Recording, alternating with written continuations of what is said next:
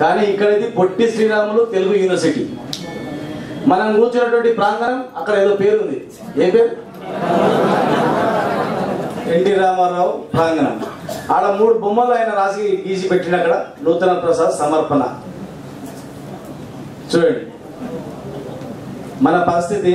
ఒక చిన్న ఇక్కడ కూర్చున్నటువంటి ప్రాంతాన్ని చూస్తేనే ఎంత వివక్ష ఉంది అనేది. తెలంగాణలో అంగుళం కూడా ఇదే పరిస్థితి. ప్రభుత్వమే ఒక జియో ఇచ్చింది. ఏ డిపార్ట్మెంట్లో కానీ ప్రైవేట్లో కానీ ప్రైవేట్ ఫ్యాక్టరీలో కానీ ప్రతి ఒక్క ఉద్యోగికి స్కిల్డ్ లేబర్కు అన్స్కిల్డ్ లేబర్కు టెక్నికల్ వాళ్లకు ఇంత జీతం ఇవ్వాలని చెప్పి ఒక జియో ఇచ్చింది. ఇచ్చినటువంటి ఈ ప్రభుత్వమే ఈరోజు గత 10 సంవత్సరాల నుంచి 500కు 1000 రూపాయలకు 2000కు ఏ రకంగా ఉద్యోగం చేసుకుంటుందని అడుగుతా ఉన్నా. ప్రభుత్వమే తప్పు చేస్తే మరి ఎవరు అడగాలి? మనం ఎవరికో చెప్పాలి. ఇంత సిగ్గుమాలినటువంటి వ్యవస్థ ఎక్కడైనా ఉందా? పోస్ట్ గ్రాడ్యుయేషన్ చదివినటువంటి వాళ్ళు మొత్తం 90% మొత్తం కూడా డిగ్రీ పీజీ చదివినటువంటి వాళ్ళు వాళ్ళతో వెట్టి చాకరీ చేస్తూ గ్రామాలలో పట్టణాల్లో మొత్తం పనంతా ప్రభుత్వం చేసినటువంటి పనంతా వాళ్ళతో చేయించుకొని ఈరోజు వాళ్ళ జీవితాలతో చెలగాటం ఆడుతుందంటే ఎవరు అడిగటం లేరైనా? మిత్రులారా, మీరు ఎవరు కూడా ఆందోళన చెందాల్సిన అవసరం లేదు. ప్రభుత్వ ఉద్యోగంగా మాకు ఎవరు కూడా ఏదైనా సమస్యల మీద మీ పోరాటం చేయట్లేదు.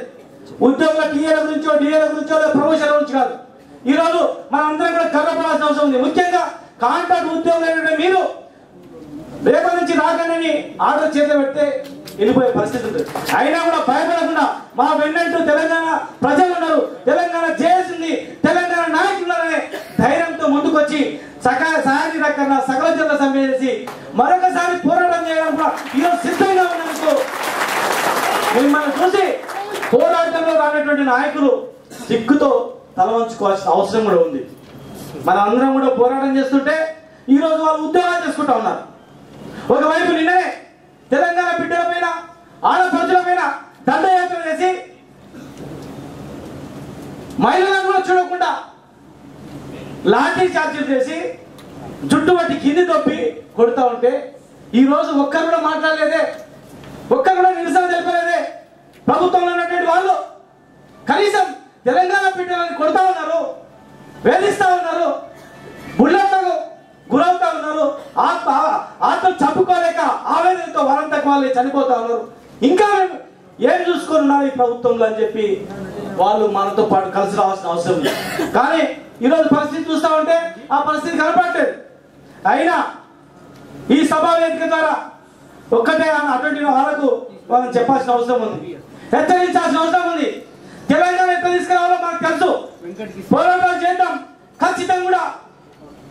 ఏ త్యాగాలకైనా ప్రాణ త్యాగాలకైనా, అంటే ప్రాణ త్యాగాలంటే మనం ఆత్మబలిదానం చేసుకోవడం కాదు, పోరాటాలు చేసి తరిమి కొట్టడానికి కూడా మనం సిద్ధంగా ఉన్నాం, తెలంగాణ తెచ్చుకున్నాం. కానీ మీరు కలిసి నాయకులు కనీసం పోరాటం చేస్తున్నటువంటి మాకు ప్రభుత్వంలో చేస్తున్నటువంటి వేధింపులైనా మీరు ఆపండి. కాంట్రాక్ట్ ఉద్యోగమైనా రెగ్యులైజ్ చేయించండి. విలువైన ప్రభుత్వం తొలగిస్తున్నామని రేపటి లోపల మీరు డ్యూటీ రాకపోతే మిమ్మల్ని రిమూవల్ ఆఫ్ సర్వీస్ చేస్తామని భయపెట్టించేటువంటి నా అధికారులని కనీసం వాళ్ళన్నా నిలదీయండి. మీరు ఏం చేయకుండా తెలంగాణని తీసుకొస్తామంటే మనం ఎట్లా నమ్మాల్సిన అవసరం ఉంది. ఇప్పుడే చెల్లెలు సిరిసిల్ల ఇంతకుముందు మాట్లాడినామే, కొంతమంది వాళ్ళందరూ కూడా చెప్పడం జరిగింది. రేపటి లోపల చేయడం కాకపోతే ఆర్డర్ తీసుకోకపోతే సర్వీస్ నుంచి తొలగిస్తామని చెప్పి రాజశేఖర్ ఆర్డర్ ఇచ్చారండి. రాజశేఖర్, మీకు నిజంగా దమ్ము ధైర్యం అంటే ఒక్క ఉద్యోగం తొలగించండి, మీ సంఘం చూస్తాం. సకల జిల్లా సమ్మె సందర్భం కూడా నువ్వే నువ్వే కలెక్టర్లకు ఆర్డర్ ఇచ్చి రేపటి లోపల మీరు చేయాలి కాకపోతే మిమ్మల్ని రిమూవ్ చేస్తామన్నారు. ఇప్పుడు చేసి చూద్దాం. ఇక్కడ నుంచే ఉద్యమం ప్రారంభమవుతుంది, ఇక్కడ నుంచే మరొక సమ్మె స్టార్ట్ చేస్తాం. మీరు ఎవరు కూడా ఆందోళన చెందకండి. కేటీఆర్ గారు ఉన్నారు, ఇక్కడ అన్న స్వామి గౌడ్ గారు ఉన్నారు, విఠల్ గారు, అన్న దేవప్రసాద్ గారు, మనందరి నాయకులు జేఎస్ చైర్మన్ కోదండరామ్ గారు, మేమందరం కూడా ఈ సమావేశం తర్వాత మాట్లాడుకుంటాం. రేపే మనం అక్కడికి వెళ్దాం, రాజశేఖర్ దగ్గరికి వెళ్దాం, ప్రిన్సిపల్ దగ్గరికి వెళ్దాం, గవర్నమెంట్ దగ్గరికి వెళ్దాం. మిమ్మల్ని ఎట్లా తొలగిస్తామో, మిమ్మల్ని ఇంటర్వ్యూ ఇచ్చినప్పుడు, ఎగ్జామ్ రాయించినప్పుడు ఏ పద్ధతిలో మీరు పిలిచి రాయించుకున్నారు? ఇప్పుడు ఏ పద్ధతి మీద మీరు జిల్లాలకు ట్రాన్స్ఫర్ చేస్తారు? వీళ్ళేమన్నా second level custody officer sir?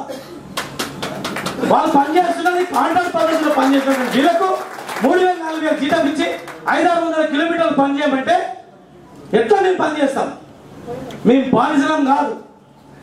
మేము ఈరోజు ఈ ప్రభుత్వాలపై నమ్మకం లేనందుకే ప్రతి ఒక్క సమస్యకు తెలంగాణ రాష్ట్రమే ఏకైక మార్గం కనుక రాష్ట్రం వస్తే తప్ప మా జీవితాలు బాగుపడవనే మనం అందరం కూడా ఒకే ఒక ఎజెండా తెలంగాణ రాష్ట్రం గురించి మనం పోరాటం చేశాం. ఇప్పుడు కూడా మనకు అదే ఎజెండా. కానీ అప్పటి వరకు కూడా మన ఉద్యోగులని, మన కాంట్రాక్ట్ ఉద్యోగులని మనందరం కూడా కాపాడుకోవాల్సిన బాధ్యత మా ఉద్యోగ సంఘాలపైన ఉంది. మీ వెన్నంటి ఖచ్చితంగా ఉంటాం.